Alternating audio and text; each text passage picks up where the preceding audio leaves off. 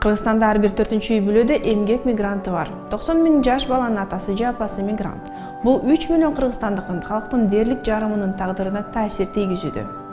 Ошондой эле күнүнө 24 адам миграцияга кетет. Бул ар бир саатта бир адам Кыргызстандан чет өлкөлөргө иштөө үчүн чыгып кетет деп дегенди билдирет. Кыргызстанда эмгек мигранттар которгон акчанын жалпы көлөмү өлкөнүн ички дүң продукциясынын 35%-на тете суммада. Акыркы 10 жылда эмгек мигранттары Кыргызстанга 23 миллиард доллардан ашык акча которгон. Өткөн жылдын аягында өлкөгө которулган акчанын көлөмү 2 миллиард 928 миллион долларды түзгөн. Ал эми 2023 жылдын 6 айында алар 1 миллиард 107 миллион доллар которгон.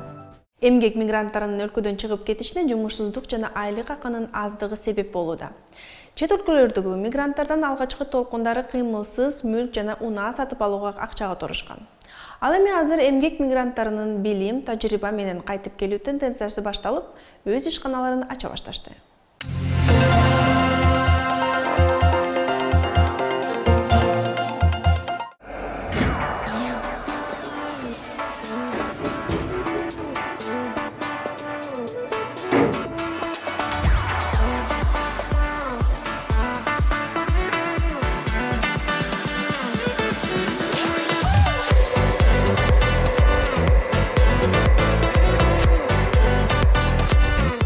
Эл катары эле көпчүлүк кыргызстандык жарандар катары эле ушул Россия жергесинде 10 жылдай ушул мигрант болуп иштеп жүрдүм.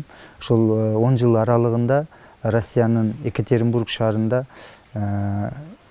кондитердик азыктарды чыгаруучу фирмаларда эң баштапкы ушул пекардын жардамчысы болуп кирсем, кийин улуу пекарга чейин жетип, ушул жерде тажрыйба топтоп, бүт ушул кондитердик азыктардын жасалышынан баштап сатууга чейинки процесстерин бүт үйрөндүм да.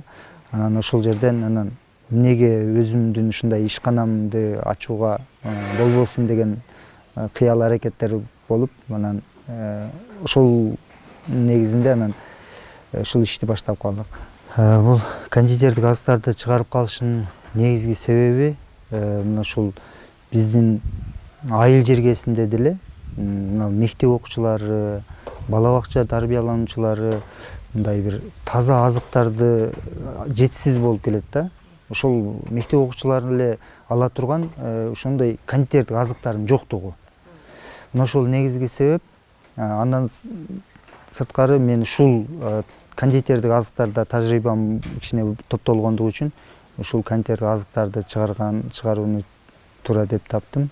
Баягындай кошулмаларсыз жасаганга аракет кылып атабыз. Ошого эгер бизди татып көргөндөр, ушул продукцияны татып көргөндөр жакшы отзыв айтып атышат. Мен өзүм кесибим мугалим болгондуктан ушул мектептин турмушун, балдардын мектептеги жашоосун дагы билем да, маалыматым бар. Ошого ылайыктуу, ошого жараша мектепте балдар ушул Кытайдын же болбосо мындай бир ден соолукка өтө мындай пайдасыз азыктар менен азыктанганы мени көп ойлондурган.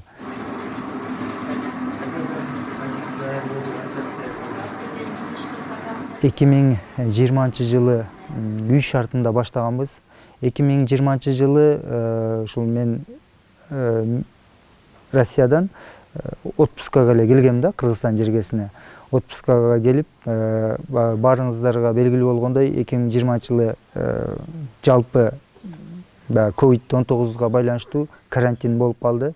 Ошол карантиндин шартында Кыргызстанда көп убакытка калганга туура келип калды. Ошол бош убакытта ушул ишти үй шартында баштадык да.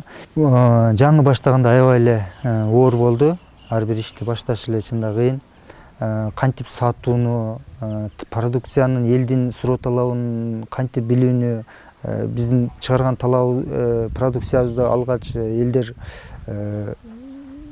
сатылып алынбай атты, андан кийин кымбатка түшүп атты, суроо талапты изилдөөдө, финансылык башкаруу боюнча, маркетинг, менеджмент боюнча биз аябагандай чоң опыт алып, ушу жеке ишкердигибизди өнүктүрүүгө чоң биз сабак алдык да.